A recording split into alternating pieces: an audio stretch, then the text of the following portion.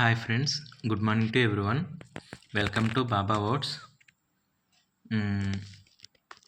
ఈరోజు ఈ వీడియోలో అధ్యాయం 11లో బాబా వర్డ్స్ గురించి తెలుసుకుందాము. బాబా వర్డ్స్ అనేవి మన వాడుక భాషలో మనం తెలుసుకుంటాం అన్నమాట. చాలా ఫ్రెండ్లీగా, న్యాచురల్గా మనం ఇప్పుడు మాట్లాడుకుంటున్నట్టు ఉంటుంది. బాబా అధ్యాయాలు అనేవి ఇక్కడ ఉన్నది మనం చదువుతాం కాబట్టి వాళ్ళు రాసిన పుస్తకంలో ఉన్నది ఉన్నట్టుగా మనం చదువుతాము. అదే డిఫరెన్స్. అక్కడ ఉన్నది చదువుకుంటూ వెళ్తాము, ఒక పుస్తకం చదువుతున్నట్టు ఉంటుంది అధ్యాయాలు. బాబా వర్డ్స్ ఏంటంటే ఇప్పుడు మనం న్యాచురల్గా మనం మాట్లాడుకుంటున్నట్టు మన వాడుక భాషలో అందరికీ అర్థం అవ్వాలని చెప్పి స్టార్ట్ చేసామన్నమాట. సో లేట్ చేయకుండా ఈరోజు వీడియోలోకి వెళ్ళిపోదాం. అధ్యాయం 11లో బాబా ఇక్కడ స్టార్టింగ్లో ఒక మాటలు అన్నారు. ఆయన మాటలు ఏమన్నారో కొంచెం విందాం. తర్వాత అది ఏ సందర్భంలో జరిగిందో డిస్కస్ చేసుకుందాం. బాబా మందహాసం చేసి, నీ ఇంట్లో దొంగలు పడితే నువ్వు వచ్చి చెప్పుకోవడానికి నేను ఒకడిని ఉన్నాను. నా డబ్బు 2 రూపాయలు పోయి 6 నెలలు అయింది, నేను ఎవరికి చెప్పుకోను? అలాగే ఇంకో మాట కూడా అన్నారు ఇక్కడ దగ్గరలో, నెల జీతం తెచ్చుకునే నీలాంటి ఉద్యోగికి దొంగలు దోచుకున్న సొమ్ము విలువ ఎంతో, నాలాంటి ఫకీర్కి 2 రూపాయల విలువ కూడా అంతే. డబ్బు ఉపయోగించుకునే వారిని బట్టి విలువ పెరుగుతుంది, తగ్గుతుంది. మళ్ళీ ఒకసారి రిపీట్ చేస్తాను. నెల జీతం తెచ్చుకునే నీలాంటి ఉద్యోగికి దొంగలు దోచుకున్న సొమ్ము విలువ ఎంతో, నాలాంటి ఫకీర్కి 2 రూపాయల విలువ కూడా అంతే. డబ్బు ఉపయోగించుకునే వారిని బట్టి విలువ పెరుగుతుంది, తగ్గుతుంది అన్నారు. సో వీటి గురించి ఒకసారి తెలుసుకుందాం. యాక్చువల్లీ తన వారిని తన దగ్గరికి రప్పించుకుంటారు. ఓకే, టైటిల్ అబ్దుల్లా గురించి, కొంతమంది గురించి, కాకా సాహెబ్ దీక్షిత్ గురించి ఇది. యాక్చువల్లీ ఏమైందంటే, శ్యామ ఉన్నాడు కదా, భలే చమత్కార్, బాబాతో ఎక్కువగా ట్రావెల్ అయిన ఆయన. శ్యామ అంటే ఆయన టీచర్ కదా, చిన్నపిల్లలకి పాఠాలు చెప్తూ ఉండేవారు. థ్యాంక్స్. బాబాతో పాటు ఒక టీచర్ కూడా ట్రావెల్ అయ్యారు, శ్యామ. ఆయన చిన్నప్పుడు పేరు, అసలు పేరు వేరే ఉంది. అయితే ఇంకా తెలిసిందే కదా మనకి, శ్యామ ఎప్పుడు బాబాతో చాలా ఫ్రెండ్లీగా ఉంటాడు. వాళ్ళిద్దరూ ఎప్పుడు చాలా సన్నిహితంగా ఉంటారు. బాబాకి సన్నిహితంగా ఉన్న 4-5గురిలో శ్యామ ఒకడు. వీళ్ళిద్దరు రిలేషన్ చాలా బాగుంటుంది. అయితే విషయంలోకి వెళ్ళిపోతే ఏమైందంటే, బాబాకి ఒక 2 రూపాయలు ఎవరో భక్తుడు శ్యామ పేరు మీద మనీ ఆర్డర్ చేశారు, బాబాకి ఇమ్మని. మరి ఆ రోజుల్లో 2 రూపాయలు అంటే చాలా పెద్ద అమౌంట్ అనుకుంటా. ఆ టయానికి మనీ ఆర్డర్ వచ్చిన టయానికి అక్కడ ఎవ్వరు లేరు, శ్యామ ఒక్కడే ఉన్నాడు. శ్యామ ఒక్కడే ఉంటే, సరే మనీ ఆర్డర్ వచ్చింది కదా 2 రూపాయలు చూసుకొని, చుట్టుపక్కల ఎవరు లేరని శ్యామ ఒక చిన్న పని చేశాడనమాట. ఎంత మనిషికైనా ఇది కామన్ కదా. 2 రూపాయలు వచ్చినాయి, నేను దాచిపెట్టుకుందాం, కొన్నాళ్ళు మట్టిలో పూజ చేసి దాచిపెట్టేసి, కొన్నాళ్ళ తర్వాత అందరూ దీని గురించి మర్చిపోయిన తర్వాత అవి తీసి మన ఖాతాలో కలిపేసుకుందాము అని చెప్పేసి చిన్న ఆలోచన వచ్చింది శ్యామకి. ఎందుకు వచ్చిందో సరేలే అని చెప్పేసి అదే పని చేశాడనమాట. అయితే బాబా కూడా దాని గురించి ఆ రోజు పర్టికులర్గా ఏం అడగలేదు, ఆయన కూడా సైలెంట్గా ఉన్నాడు. అయితే శ్యామ మిస్ అయిపోయిన ఒక చిన్న వర్డ్ ఏంటంటే, బాబా సర్వాంతర్యామి, కళ్ళ ముందే అన్నీ జరుగుతున్నాయి, ఆయన ఎన్నో చేస్తున్నారు, ఆల్మోస్ట్ గాడ్ లాగా అన్నీ చేస్తున్నారు, తెలిసి కూడా ఈ విషయం బాబాకు తెలియకుండా ఉంటుందా అని చెప్పేసి మర్చిపోయాడు ఆ విషయం. మొత్తానికి ఏదైతే అదైంది, ఒక 6 నెలలు అయితే టైం గడిచిపోయింది. ఒక 6 నెలల తర్వాత సడన్గా ఏం జరిగిందంటే, శ్యామ ఇంట్లో దొంగలు పడి ఇల్లు మొత్తం లూటీ చేసేసారు. లూటీ అంటే దోచేసుకున్నారు. ఇంకా శ్యామకి ఏం చేయాలో అర్థం కాలేదు. లబోదివం అనుకుంటా ఇంకా ఉన్న ఒక్కతోడు బాబాయే కదా, బాబా దగ్గరికి వచ్చి, బాబా నా ఇల్లు దొంగలు దోచేసుకున్నారు, ఏంటి ఇలా జరిగింది అని చెప్పేసి బాధపడే లెక్కి ఇంకా ఆ టైంలో బాబా చెప్పిన మాటలు అన్నమాట ఇవి.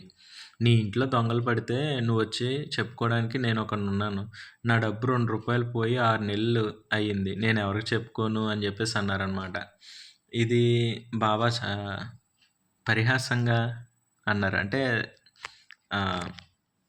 ఇంకా స్మైలీగా,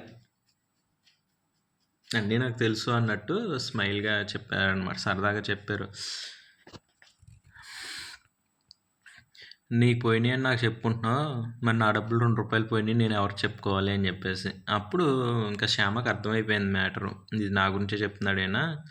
సరే ఇంకేం చేద్దాం. వాళ్ళిద్దరూ చాలా ఫ్రెండ్స్ లాగా ఉండేవారు కదా! చాలా సందర్భాల్లో చూసాం. సో, వీళ్ళిద్దరు ఫ్రెండ్స్ లాగా ఉంటారు కాబట్టి ఇంకేమన్నాడు, "ఆ! స సరేలే నీయి పోయింది ₹2 కదా! నాయి మొత్తం పోయినాయి కదా! అయినా అంత చిన్న తప్పుకి అన్నీ తెలిసిపోయినాయి కదా! అంత చిన్న తప్పుకి నువ్వింత పెద్ద శిక్ష" అని చెప్పేసి అడుగుతాడనమాట. అడిగితే బాబా కూడా ఉండి ఇదంతా సరదాగా మాట్లాడుకున్నట్టు జరిగింది. నెల జీతం తెచ్చుకునే నీలాంటి ఉద్యోగికి దొంగలు దోచుకున్న సొమ్ము విలువెంతో, నాలాంటి ఫకీర్‌కి ₹2 విలువ కూడా అంతే. డబ్బు ఉపయోగించుకునే వారిని బట్టి విలువ పెరుగుతుంది, తగ్గుతుంది అని చెప్పేసి చెప్పారనమాట. ఈ వర్డ్స్ చాలా మనకి రియల్ లైఫ్‌లో టచ్ అవుతాయి. కొంచెం ఆలోచించండి ఫ్రెండ్స్. ఈ సెకండ్ చెప్పిన మాటలు. నెల జీతం తెచ్చుకునే నీలాంటి ఉద్యోగికి దొంగలు దోచుకున్న సొమ్ము విలువెంతో, నాలాంటి ఫకీర్‌కి ₹2 విలువ కూడా అంతే. డబ్బు ఉపయోగించుకునే వారిని బట్టి విలువ పెరుగుతుంది, తగ్గుతుంది. డబ్బు ఉపయోగించుకునే వారిని బట్టి విలువ పెరుగుతుంది, తగ్గుతుంది. ఈ లాస్ట్ లైన్ నన్నెందుకో కొంచెం కదిలించింది. మేబీ ఈ వీడియో దానికోసమే అనుకుంటా. ఇప్పుడు నెల జీతం అంటే ఆయన టీచర్ కదా! నెల నెల పిల్లలకి పాఠాలు చెప్తే డబ్బులొస్తాయి. ఆయన ఇంట్లో ఉన్నాయి మొత్తం పోయినాయి. దొంగలు దోచేసుకున్నారు. బాబా ₹2. నాలాంటి ఫకీర్‌కి ₹2 విలువ కూడా అంతే అని అంటున్నారు. ఉపయోగించుకునే వారిని బట్టి విలువ పెరుగుతుంది, తగ్గుతుంది. అంటే ఇప్పుడు ఒకళ్ళ దగ్గర ఒక ₹10,00,00,000 ఉన్నాయనుకోండి. ఫర్ ఎగ్జాంపుల్ చెప్తున్నా. ఒకళ్ళ దగ్గర ₹1,00,000 ఉన్నాయనుకోండి. ఆ వ్యక్తులు బట్టి ఆ డబ్బు విలువ పెరుగుతుంది, తగ్గుతుంది అంటున్నారు బాబా. అంటే అతని 10,00,00,000 ఇతని ₹1,00,000తో సమానం. అంటే బేసిక్‌గా ఏంటంటే అందరికీ ధనం గురించి చాలా డౌట్స్ ఉన్నాయి. అసలు డబ్బు మంచిదా? చెడ్డదా? అసలు డబ్బు కావాలా? వద్దా? చాలామంది పేర్లెందుకులే స్వామీజీలు గానీ, దేవుడి గురించి చెప్పేవాళ్ళు గానీ చాలామంది ఏం చెప్తారంటే సైన్స్‌కి, దైవత్వానికి ఇక్కడ కొంచెం మనీ విషయంలో వేరియేషన్ వస్తుంది. వాళ్ళు ఏం చెప్తున్నారంటే డబ్బు అనేది దాని మీద వ్యామోహం పెంచుకోవద్దు. దాని మీద కొంచెం వ్యామోహం తగ్గించుకొని దేవుడి మీద పెట్టుకుంటే మనం లైఫ్‌లో బాగుపడతాము, మనశ్శాంతిగా జీవిస్తాం అంటున్నారు. దీన్ని కొంచెం బాగా అర్థం చేసుకోండి ఫ్రెండ్స్. డబ్బు అనేది విలువైంది, గొప్పది. దానివల్ల జీవితంలో ఎన్నో పాఠాలు నేర్చుకుంటాం. డబ్బు కలిగి ఉండడం తప్పేం కాదు. కానీ ఓవర్ ఏది వద్దనమాట. ఓవర్‌గా వద్దు. అతిగా డబ్బు, అతిగా ప్రేమ, అతి ఏదైనా మనకి రిటర్న్ వచ్చేస్తాయి. రివర్స్ బ్యాక్ అయిపోద్ది. ఇప్పుడు పెద్ద పెద్ద కోటీశ్వరులు ఉన్నారు. నార్మల్ సింపుల్ పీపుల్ ఉన్నారు. నీకు ఎంత కావాలో అంత సంపాదించుకో. 3 తరాలు, 10 తరాలు, 20 తరాలు ఏం చేసుకుంటావు? ఇక్కడ ఏది శాశ్వతం కాదు. ఎంతోమంది చెప్తున్నారు. నీకు ఎంత అవసరమో అంత సంపాదించుకో. నీ జీవితంలో నువ్వు సంతోషంగా ఉండు. మనశ్శాంతిగా జీవించు. అదే ఈ లైన్ నేను అనుకోవడం.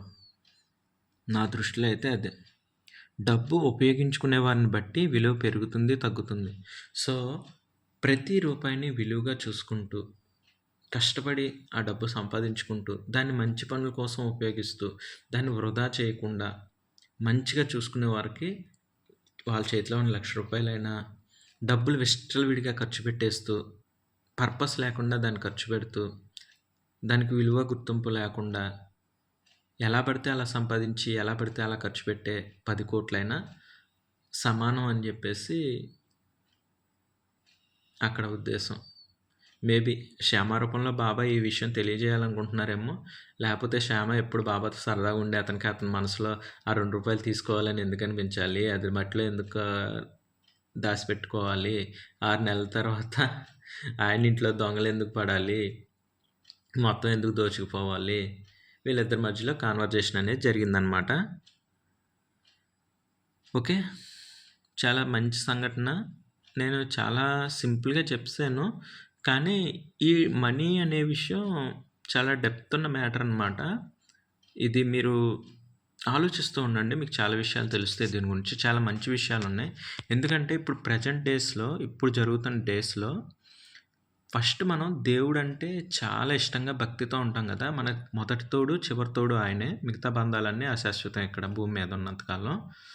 ఇప్పుడు ప్రజలందరూ ఎలా అయిపోయారంటే, డబ్బుని అంత ఇదిగా పూజిస్తున్నారు. ఒక్క ముక్కలో చెప్పాలంటే, ఇప్పుడు మనం దేవుడికి దండం పెట్టుకుంటున్నట్టే ప్రజలు ఎలా ఉన్నారంటే, డబ్బుకి దండం పెట్టుకునే పరిస్థితి వచ్చింది.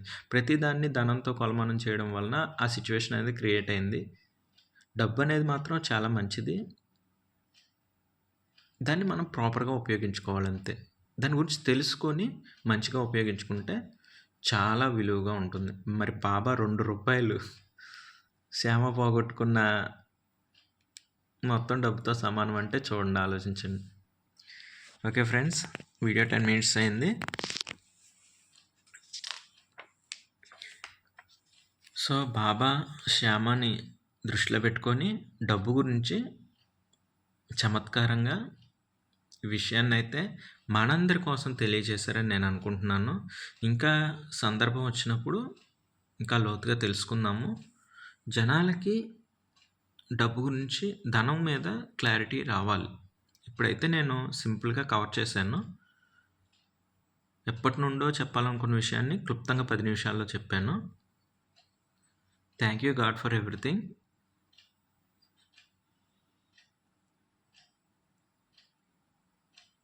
నువ్వు చాలా జ్ఞానవంతుడివి బాబా. నీ గురించి తెలుసుకోవడం వలన మాకు కూడా జ్ఞానం లభిస్తుంది. అందుకు అనంతానంత కోటి కృతజ్ఞతలు. Thank you Baba.